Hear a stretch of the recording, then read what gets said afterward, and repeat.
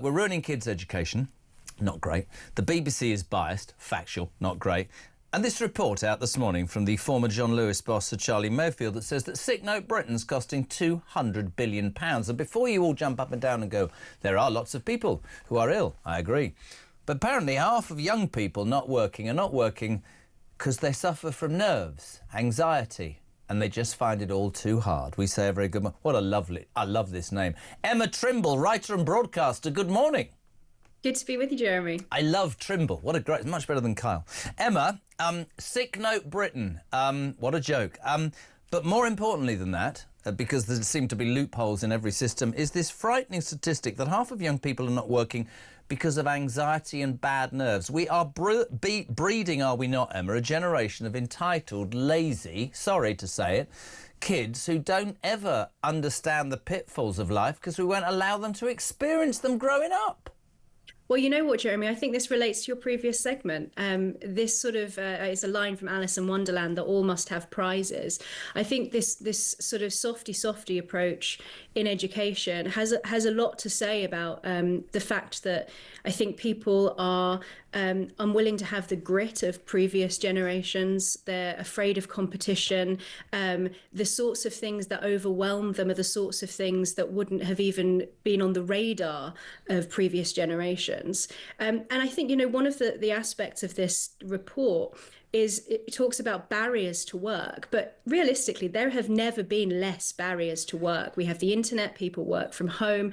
There are many things that people can do. I mean, there was a woman who spoke on Question Time recently about how she wasn't able to work because of anxiety and so on.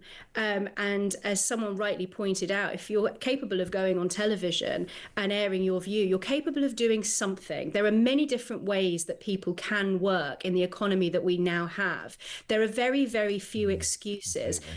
I also think that we should add to this that we can't ignore the fact that migration has got to be playing a part in this, because we've seen over, you know, this report is talking about the number of people that have been have increased that are out of work since 2019, 800,000 people.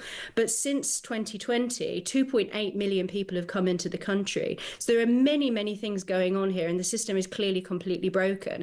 And Rachel Reeves is instead focusing her energy on this sort of punitive measures against people who actually do work by milking them dry. I couldn't agree more, and I'm glad you brought up the point about migration. I think it's twofold, really. I think you're right. I think we're breeding a generation that are entitled, that we're trying to be soft with, that we're not preparing. I mean, I said it earlier, and I sound like my dad, you know, when he was here, which was, you know, you had to get up in the morning, you had to graft, you had to earn your money, it was okay, the hard knocks of life. You can fail, you can be told off, you can be demoted. But if you've got a government that essentially wants to dumb everybody down from its education purposes forward and is saying to people, you know, everybody should be the same and we should be more concerned about how others are feeling than getting on. If they increase NI on any small business, I've had people in their tens today saying we're closing our business, we're going to set up a new business, we're not going to bother anymore because this country makes it so difficult.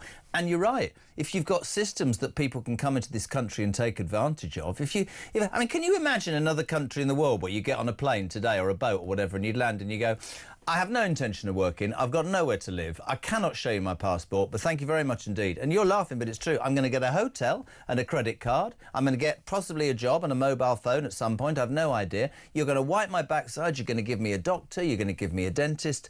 And while you're doing that, the indigenous population are missing out. Ludicrous. They'd laugh at me. They'd absolutely laugh at me. And yet we are doing it every single day here, Emma. Yeah, I mean, I was smiling there because even a low-wage worker, according to OBR, even a low-wage migrant costs the economy £600,000 by the time they reach 81, which is the average life expectancy. So how much more so people who are coming in and who don't work, who immediately go on to benefits. I mean, this review it pointed out that the loss to the economy in terms of output to employers is 85 billion a year, but that doesn't include the 47 billion pounds a year in welfare payments and use of the NHS. I think the British people are quite right in feeling that we are being treated enormously unfairly. I mean, you mentioned your father. My dad, he's in his 70s. He still wakes up at 5 o'clock every day. works every hour that God sends. And he is exactly the sort of person who is being penalised by this government, and the constant talk of increasing taxes, first the national insurance rise, then probably what we're about to see is more taxes on income. The people who are the most productive in our economy are the people who are being punished the most. That's why so many people who have an entrepreneurial spirit are leaving the country. Those are the people that create the wealth that the government needs to tax. Of course. The system is completely unfair, and people are being asked to pay more and more taxes, whilst against their consent, more and more people are coming in that they have to pay for. This is my point about why would you work?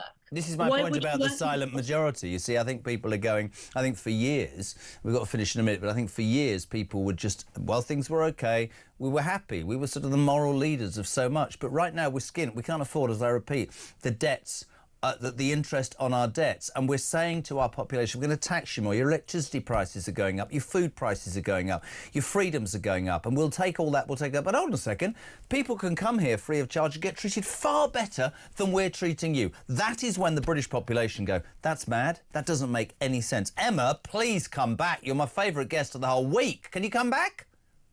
Of course. Brilliant to have you on. Emma Trimble, thank you so much indeed. This